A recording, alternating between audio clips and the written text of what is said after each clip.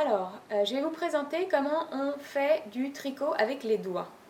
Donc, ce dont vous avez besoin, c'est très simple. Vous avez besoin de vos doigts et d'une grosse pelote de laine. Alors, la championne du monde pour pouvoir réaliser du tricot avec les doigts, c'est vraiment la Baba d'Adria Fil. C'est un super fil. La personne qui m'a appris à faire du tricot doigt, qui habitait à Melbourne en Australie, me l'a montré avec de la Baba, donc qu'elle teignait elle-même d'ailleurs. Donc la Baba, c'est un fil qui est fin et gros, donc qui est un fil méché, on peut appeler ça comme ça. Et donc vous avez des parties plutôt épaisses et des parties plutôt fines. Et c'est ce mélange qui rend les choses assez jolies pour une bonne grosse écharpe faite en tricot doigt. Donc je vais essayer de vous la montrer dans les deux sens, c'est-à-dire en vous faisant face cette méthode, et puis en essayant de vous le montrer dans l'autre sens. C'est pas forcément évident avec une caméra pour montrer les choses bien sans bouger dans tous les sens. Le principe du tricot doigt, c'est que vous avez la possibilité de faire plusieurs tailles d'aiguilles, plutôt de doigts. Vous pouvez utiliser un doigt, deux doigts, trois doigts, quatre doigts, une main et puis votre bras. Vous pouvez tricoter avec vos bras. J'ai vu des personnes tricoter des ponchos entiers avec leurs bras. Donc là, on va essayer simplement avec un doigt pour commencer la méthode simple. Il faut que vous laissiez suffisamment de fil de réserve pour pouvoir monter vos mailles. C'est difficile de vous dire combien, ça dépend du nombre de doigts, puis ça dépend du nombre de mailles que vous allez utiliser. Mais en gros, vous pouvez laisser pour cet exercice simplement 1 mètre. Ensuite, vous allez fabriquer une boucle. Juste comme ça. Vous allez tenir cette boucle. Et dans cette boucle, vous allez passer vos doigts. Comme ça, tout simplement. Ces deux doigts-là, l'index et le pouce. Et ensuite, vous allez descendre vos fils, donc vous avez passé vos doigts dans la boucle, vous descendez le fil, tout simple. Vous allez ensuite passer ce que j'appelle votre petite pince, c'est-à-dire votre index et votre pouce, dans la maille qui se trouve, ou dans la petite boucle qui se trouve placée sur votre pouce.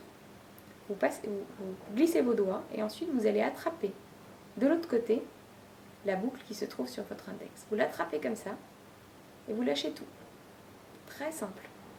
Et là, vous avez fabriqué votre première maille. Vous allez disposer cette première maille sur votre doigt de la main droite. Ensuite, pour monter la maille suivante, vous allez glisser toujours vos doigts entre les deux fils. Et ensuite, vous allez attraper, donc vous glissez entre les deux fils, et vous allez attraper ces deux fils, comme ça, avec le reste de vos doigts, plutôt l'auriculaire et l'annulaire, c'est le plus simple, et toujours descendre, comme ceci, votre maille.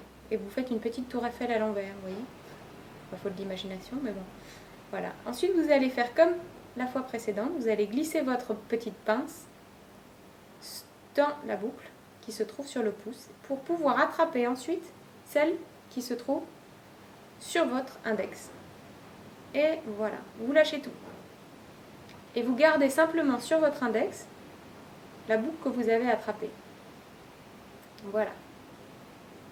Comme ceci, vous avez donc 2 mailles qui ont été créées. Les voilà. Et voilà. Pour faire la maille suivante, exactement le même principe. Vous allez passer vos doigts entre les fils. Vous allez bien tenir ces fils comme ça. Vous allez descendre vos fils comme ça. Et vous allez attraper la maille de l'index tout en passant sous le pouce. Et vous lâchez tout. Et on continue. Vous allez glisser votre pince, attraper ce fil. Et voici. Vous allez descendre. Oups, bien caler vos mailles. Avec votre pince, vous passez sous cette boucle du pouce. Attrapez en face le fil. Et voilà. Je vais essayer de le faire hyper doucement. Vous passez vos doigts. Vous attrapez le fil. Vous faites basculer. Et ensuite, ici, vous allez attraper cette maille, vous lâchez tout. Et voilà. Vous pouvez compter vos mailles. 2, 4, 6. On va essayer d'en faire 8 pour avoir le début d'une belle écharpe.